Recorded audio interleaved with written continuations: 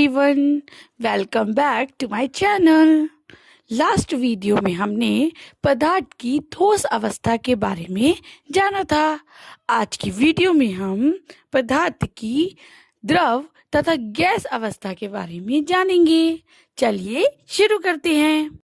Liquid state यानी द्रव अवस्था पदार्थ की वह अवस्था है जिसमें आयतन निश्चित होता है लेकिन आकार निश्चित नहीं होता है। दूसरे शब्दों में कहीं, लिक्विड वह अवस्था है जिसमें पदार्थ का आयतन यानी वॉल्यूम तो निश्चित होता है लेकिन आकार शेप निश्चित नहीं होती। यह जिस बर्तन में रखा जाता है वह उसी का आकार ले लेता है, जैसे पानी, दूध, तेल, जूस। आइए लिक्विड अवस्था की यानी द्रव अवस्था की मुख्य विशेषताओं के बारे में जानते हैं। आकार निश्चित नहीं होता है, यानी बर्तन के अनुसार आकार बदलता रहता है। अगर आप एक ग्लास में पानी करें तो वह पानी उस ग्लास का रूप ले लेगा, और अगर आप उसी पानी को किसी और पात्र में डाल दें तो वह उस पात्र का आकार ले लेगा। आयतन निश्चित होता है, मतलब पात्र या बर्तन बदलने पर पदार्थ की मात्रा उतनी ही रहती है। इसको एक छोटे से एग्जाम्पल के थ्रू समझते हैं।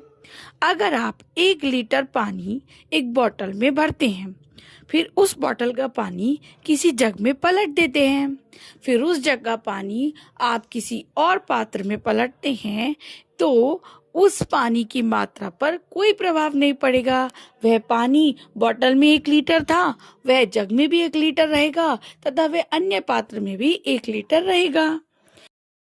संपीड्यता कम होती है। दूसरे शब्दों में कहें, ठोसों की तरह द्रव को अधिक नहीं दबाया जा सकता।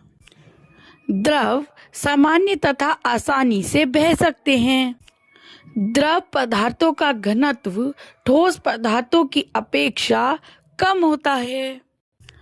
द्रव पदार्थों के कण ठोस की अपेक्षा थोड़े दूर दूर होते हैं।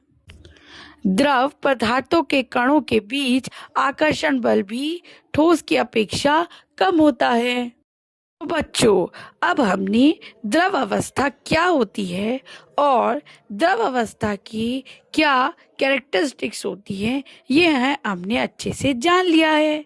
अब हम गैसीय अवस्था यानी गैसियस स्टेट के बारे में जानेंगे।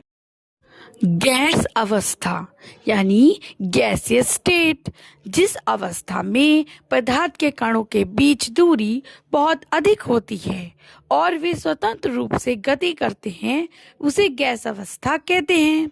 दूसरे शब्दों में कहें, गैस अवस्था पदार्थ की वह अवस्था है जिसमें कण यानी पार्टिकल्स बहुत दूर दूर होते हैं और स्वतंत्र रूप से हर दिशा में घूमते रहते हैं, जैसे हवा, ऑक्सीजन, कार्बन डाइऑक्साइड या सिलेंडर में भरी जाने वाली गैस। चलिए गैस की अवस्था के गुणों के बारे में जानते हैं।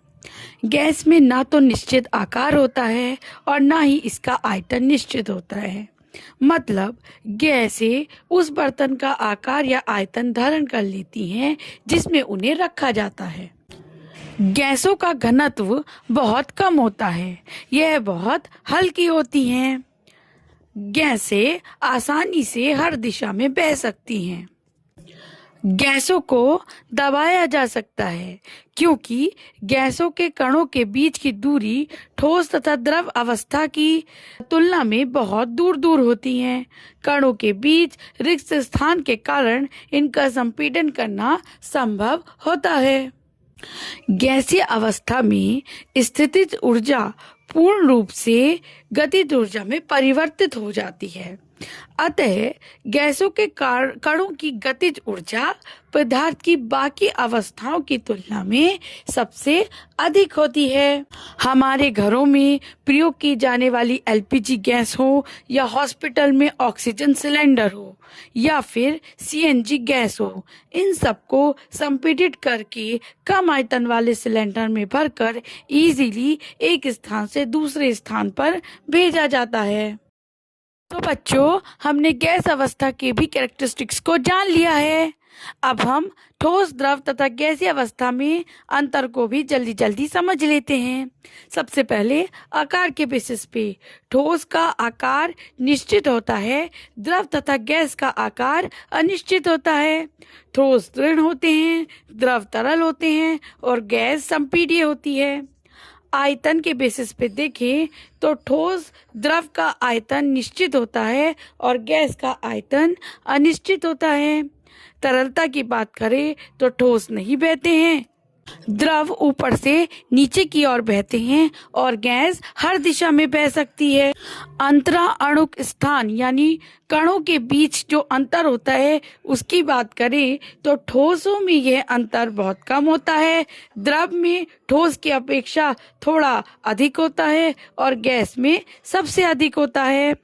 अंतरा अणुक बल यानी दोनों पार्टिकल्स के बीच आकर्षण बल की बात करें तो ठोस में ये सबसे ज्यादा होता है, द्रव में ठोस की अपेक्षा कम होता है और गैस में सबसे कम होता है। अगर संपीड्यता की बात करें तो ठोसों में ये सबसे कम होती है, ना के बराबर ही होती है। द्रव में ठोस की अपेक्षा थोड़ी अधिक होती है और गैस में सबसे अधिक होती है। गतिज ऊर्जा के बारे में देखें तो ठोस में गतिज ऊर्जा सबसे कम होती है, द्रव में ठोस की अपेक्षा थोड़ी अधिक होती है और गैस में सबसे अधिक होती है।